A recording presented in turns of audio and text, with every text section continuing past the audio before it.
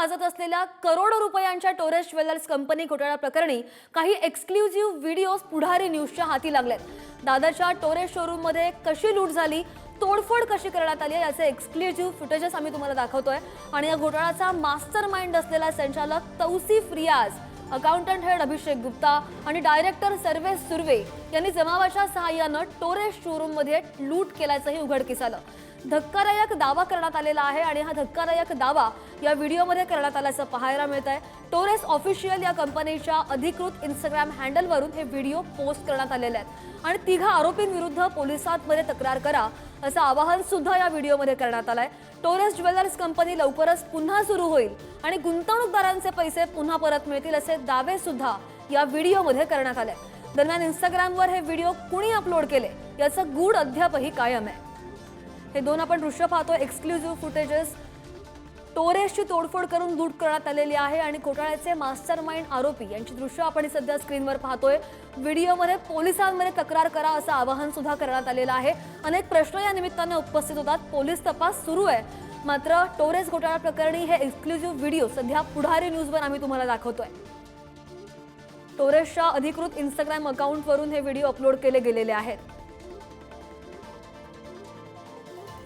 आणि काय अधिकृतपणे इंस्टाग्रामच्या अकाउंटवर हे व्हिडिओ अपलोड केले गेलेले आहेत ते सुद्धा आपण त्यावर एक नजर टाकूया। Mainly put themselves and all the employees in danger, but not the Torres brand. The company will continue its work no matter what. Clients will receive their bonuses, and those who organize the devastation of the stores will face trial, fair punishment and confiscation of property. You saw how much money is invested in Torres. Only recently the 6th store was opened. Would the company invest in brand development if it did not plan to work stably? In the light of recent events, it became clear that John and his gang had been preparing this provocation for a long time. Bonuses that clients did not receive last week were stolen by the accountant, Abhishek Gupta. He changed the details and withdrew funds to his cards. To hide the crime, the blocking of the company's accounts and the coup that happened last night followed. Everything was planned. Many employees believed John and his people and also went on a crime spree, smashing windows and robbing stores. The management of the company has all the video evidence where the faces of all those involved are visible. He has already been handed over to the police and other competent authorities. Attention, Director Sarvesh Ashok Serve arrested. Tausif Reyes and Abhishek Gupta police filed a wanted. We are very sorry that they framed our employees. Hundreds of people are waiting for wages, expected to receive their bonuses, wanted to keep their positions and receive bonuses. Unfortunately, at the moment, the company's accounts are blocked and the cash that was kept in the safes was stolen. We will certainly achieve a fair punishment. आणि हाच तो video आहे जो इंस्टाग्रामवर upload केला गेलेला आहे आणि याविषयी आपण सविस्तर बोलणार आहोत। आमचे प्रतिनिधी आवेश तांदळे आपल्या सोबत आहेत। आवेश, आपण हा व्हिडिओ पाहिला, सगळ्यात पहिलं आपण सविस्तर चर्चा करूच, मात्र सगळ्यात पहिलं आपण आपल्या प्रेक्षकांना सांगूया की नेमकं या व्हिडिओमध्ये काय आहे, नेमकं प्रकरण काय आहे, आपण आपल्या प्रेक्षकांना समजावूया। मला माहिती आहे टोरेस प्रकरण 6 तारखेला पुढे आलेलं आहे। 5 तारखेला सानपाडा येथे टोरेसचे जे गुंतवणूकदार आहेत त्यांनी तोडफोड सुद्धा केली आणि 6 तारखेला दादर येथे प्रकरण सगळ्या देशासमोर पुढे आलेलं आहे। मुंबई हे आर्थिक राजधानी आहे राज्याची आणि आर्थिक राजधानीमध्येच एवढा मोठा घोटाळा हा एक प्रश्नचिन्ह निर्माण होतोच। तर दुसरं पाहिलं तर मुंबईचं दादर हे मध्यस्थी सेंटर आहे आणि दादर इथं हा घोटाळा झाला आणि दुसरं शिवाजी पार्क पोलीस स्टेशन 500 मीटरवर आहे। जर एवढा मोठा गेला 3-4 महिन्यात घोटाळा होता तर पोलिसांनी याबाबत का प्रश्न विचारला, पोलिसांनी काय कारवाई केली नाही, हा एक प्रश्न निर्माण होतो। आपण बघू शकतो हे टोरेसचा ऑफिशियल पेज आहे, यात 2-3 व्हिडिओ शेअर केलेले आहे। गेल्या 6 तारखेपासून काय काय घटना घडल्या हे सर्व या व्हिडिओमध्ये दाखवलेलं आहे। आपण बघू शकतो या व्हिडिओमध्ये कशा प्रकारे तोडफोड झालेली आहे। टोरेसचं या ऑफिशियल पेज एवढंच म्हटलेलं आहे की 100 गुंडांनी आमच्या शोरूममध्ये येऊन तोडफोड केलेली आहे। त्याच्यात अभिषेक गुप्ता आणि रियाज हे मुख्य आरोपी आहेत। यांनी सगळे पैसे घेऊन गेलेले आहेत आणि जे टोरेसच्या शोरूमच्या बाहेर जे लोक आहेत ते यांनीच बोललेले आहे असा सुद्धा आरोप टोरेसच्या ऑफिशियल पेजवरून करण्यात आलेला आहे। सर्वात महत्त्वाची बाब म्हणजे काही पैसे घेऊन जाताना व्हिडिओसुद्धा यांनी या CCTVमधून शेअर केलेला आहे। आणि सर्वात आणखीन एक 2-3 गोष्टी सर्वात महत्त्वाची, हे ऑफिशियल पेज चालतो कुठून आणि नक्की कोण हे करत आहे हे सुद्धा पुढे येणं गरजेचं आहे।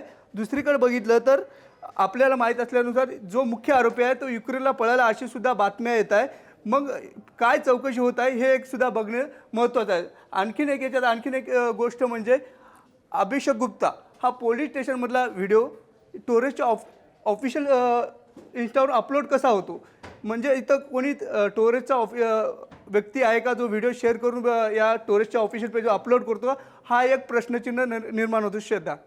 हो, नाही बरोबर आहे. पण हे जे व्हिडिओ अपलोड केले गेलेले आहेत, दावे केले जात आहेत, तर डायरेक्टर आणि संचालकांच्या अनुपस्थितीमध्ये मग ही सोशल मीडियाच्या माध्यमातून जबाबदारी नेमकी कोण घेत आहे, त्या संदर्भात काही कळलेलं आहे का?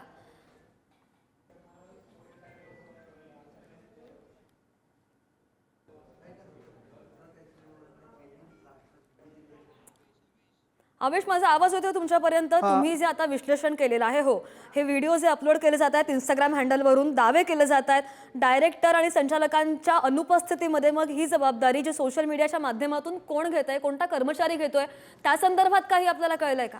नक्कीच मुंबई पोलीस याची चौकशी करत आहे. राज्यभर या टोरेस प्रकरण बाहेर आलेलं आहे. कल्याण असेल, नवी मुंबई असेल, कांदिवली असेल आणि या पूर्ण राज्य आता वेगवेगळ्या समित्या नेमलेल्या आहेत आणि वेगवेगळी हे सुद्धा याची चौकशी करत आहे. आता मुख्य जे 2 आरोपी आहेत त्याचा अद्याप शोध लागलेला नाही.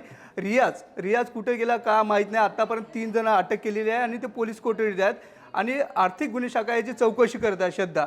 आता उरलेले 2 आरोपी कधी मिळेल हे बघावं लागेल. नाही बरोबर आहे आवेश, अनेक लोकांचे कोट्यावधी रुपये या कंपनीमध्ये अडकलेले आहेत आणि त्यासाठी त्यांची ही न्याय मिळावा म्हणून तडफड सुरू आहे. मात्र पोलीस तपास जो सध्या सुरू आहे तर त्यामध्ये काही या कंपनीची बँक खाती गोठवलेली आहेत अशी सुद्धा माहिती समोर येते.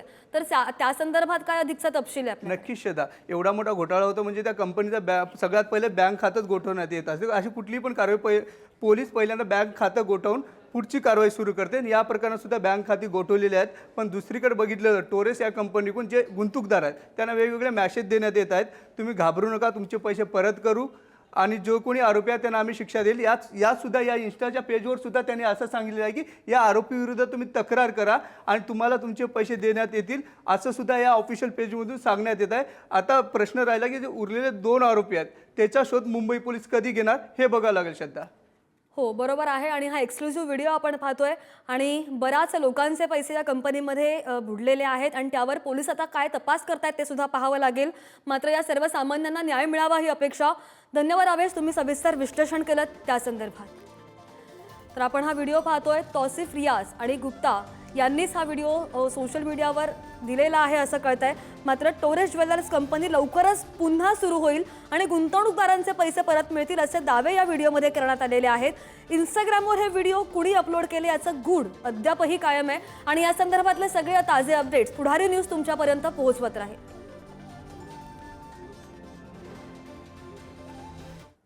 आणि याच संदर्भातली महत्त्वाची अपडेट, टोरेस बँक घोटाळा प्रकरणामध्ये नागरिकांना टोरेस ॲपवर अजूनही पैसे मिळणार असल्याचा आमिष देणारे मेसेजेस येत आहेत अशी माहिती समोर आली आहे. आज दुपारी 3 आणि 4 वाजता पुन्हा मेसेजेस पाठवण्यात आलेले आहेत. तसंच या प्रकरणामध्ये दोघे असलेले फरार आणि अटक आरोपी यांच्या विरोधामध्ये गुन्हा नोंद करण्यासाठी सुद्धा सांगण्यात आलाय. काही क्षणांपूर्वी आपण तोच व्हिडिओ जो पाहिलेला आहे, आत्ता सुद्धा गुंतवणूक करण्यासाठी मेसेजेस या गुंतवणूकदारांना येतात अशी माहिती सध्या समोर येते. या संदर्भात पोलीस अधिक तपास करतात. बँकेची खाती गोठवण्यात आलेली आहेत. मात्र जमावाच्या मदतीनं लूट होतीये का असे प्रश्न सुद्धा कुठेतरी उपस्थित होत आहेत.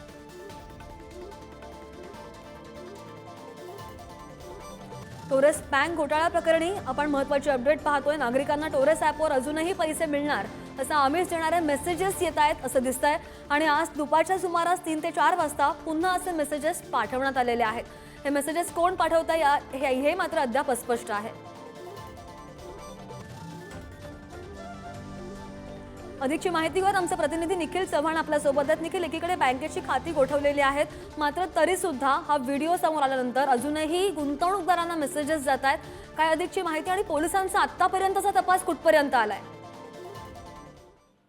श्रद्धा, नक्कीच ही संपूर्ण घटना घडली ती 6 तारखेला घडलेली आहे. 6 तारखेला नागरिकांना कळलेलं आहे की टोरेस ब्रँड प्रकरणामध्ये आपली फसवणूक झालेली आहे. त्यानंतर या नागरिकांना मात्र जो ऍप त्यांना डाउनलोड करून देण्यात आलेला आहे त्याच्यामध्ये त्यांना मात्र दिलासा दाखवण्यात येतोय की जे कंपनीकडे तुमचे पैसे आहेत ते तुम्हाला परत येतील.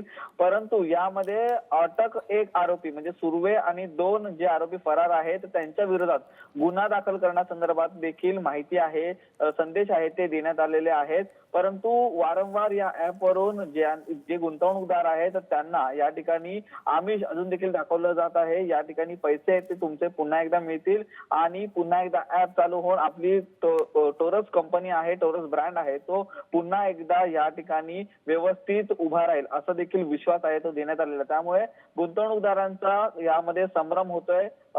पोलिसांनी तक्रार नोंद करण्यासाठी सांगितलेलं आहे. तर दुसरीकडे अशा प्रकारचा विश्वास दिल्यामुळे गुंतवणूकदारांची देखील या ठिकाणी संभ्रम आपल्याला पाहायला मिळतो. परंतु वारंवार हे जे मेसेज आहेत ते त्यांना इंस्टाग्राम असेल, त्यासोबत टेलिग्राम असेल आणि त्यांच्या ऍपवरती देखील पाहायला मिळतात. यामुळे आता हे ऍप नक्की कोण चालवतंय याचा शोध घेण्यासाठी जे गुंतवणूकदार आहेत त्यांनी पोलिसांकडे आता मागणी केलेली आहे. पोलिसांच्या तपासात आता काय पुढे येते हे देखील पाहणं महत्त्वाचं ठरेल. नाही बरोबर, अनेक मुद्दे आहेत. हे मेसेजेस करतोय कोण आणि पुन्हा आमिष देतंय कोण हा प्रश्न आहेच. ताजी माहिती घेत राहू. निखिल, धन्यवाद दिलेल्या सगळ्या सविस्तर माहितीसाठी.